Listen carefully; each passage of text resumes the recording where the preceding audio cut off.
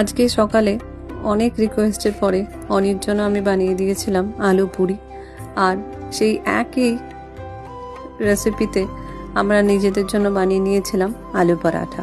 তো hi hello everyone, আমি MS আইকাত। আমার আজকের একটা নতুন ভিডিওতে তোমাদের সবাইকে ওয়েলকাম। দেখো, শরীরটা তো সম্পূর্ণ তোমার, তো ঠিক সেই কারণে ডিপেন্ড করে তোমার ওপর যে তুমি সেটাকে হেলদি খাবার দেবে না আনহেলদি খাবার দেবে। এই পুরি বলো বা এরকম ধরনের যে জিনিসগুলো, এগুলো ভীষণভাবে কিন্তু আনহেলদি। আমাদের হয়তো মুখের টেস্টে খুব ভালো লাগে, কিন্তু এতটা ছাঁকা তেলে যে কতটা আনহেলদি খাবার আমরা শরীরটাকে দিচ্ছি সেটা কিন্তু আমরা প্রত্যেকেই বুঝতে পারি।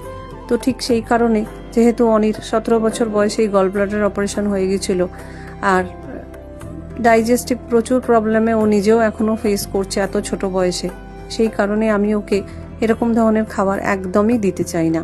আর আমার বাড়িতে কেউ পছন্দ করে না, একমাত্র অনি ছাড়া। সেই কারণে মাঝে সাঝে একটুখানি ওই 6 মাসে 9 মাসে একবার ওর জন্য আমাকে বানিয়েই দিতে হয়।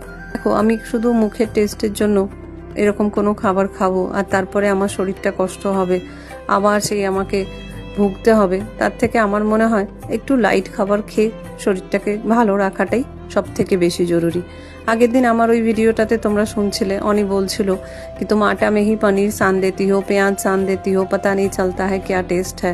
তো তাতে কি হয় না, আমি যদি পনির কাদ্দুকাস করে বা সবজি কাদ্দুকাস করে, সবজিকে বয়েল করে, বা ধরে নাও আলু এরকমভাবে পুর, সেটা যদি আমি আটার সাথে মেখে একটা রুটি বা পরাঠা টাইপের বানিয়ে এদের দিই, সেটা কিন্তু হেলদি হবে। কিন্তু যখনই সেটা আমি এরকমভাবে পুর বানিয়ে তেলের মধ্যে দিচ্ছি, ছাঁকা তেলে, তখন কিন্তু সেটার কোনো গুণ থাকলো না, শুধু মুখের টেস্টটাই এলো। এই কারণে আমার বাড়িতে ভীষণ কম তেলেও আমি রান্না করি, আর ভীষণ কম এরকম ধরনের ভাজাভুজি খাবার আমি থাকি।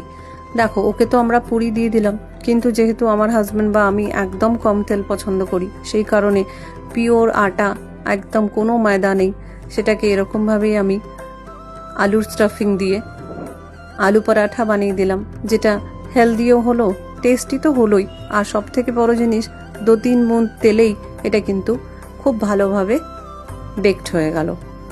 এইটাই হচ্ছে সব থেকে বড় জিনিস, কি তুমি নিজের শরীরটাকে কিভাবে রাখতে চাও, কিভাবে দেখতে চাও, আর কতটা হেলদি আর কতটা আনহেলদি খাবার তুমি পছন্দ করো। ও তো বাচ্চা মানুষ, ও বোঝে না, ওর তো সারাটা জীবন পড়ে আছে। তো ঠিক সেই কারণে ওর জন্য বা আমার পরিবারের জন্য যেটা একটু ভালো, কারণ এত মেনটেন করার পরেও আমরা যে হারে ভুগছি সে হারে আর সত্যি নেওয়া যাচ্ছে না। ভাবে বলো, শারীরিকভাবে বলো, আমরা একদম ভেঙে পড়েছি। তোমরা সবাই ভালো থেকো, সুস্থ থেকো। যদি ভিডিওটা ভালো লাগে, আমার কথাগুলো ঠিক মনে হয়, একটা লাইক করে দিও। আর কে কে এরকম ধরনের আলু পরাঠা একটু কম তেলে বা এরকম আলু পুরি পছন্দ করো বিহারি স্টাইলে, জানতে কিন্তু ভুলো না। আজ তাহলে আসি, আবার দেখা হবে নতুন ভিডিওতে অনেক গল্প নিয়ে। Bye bye.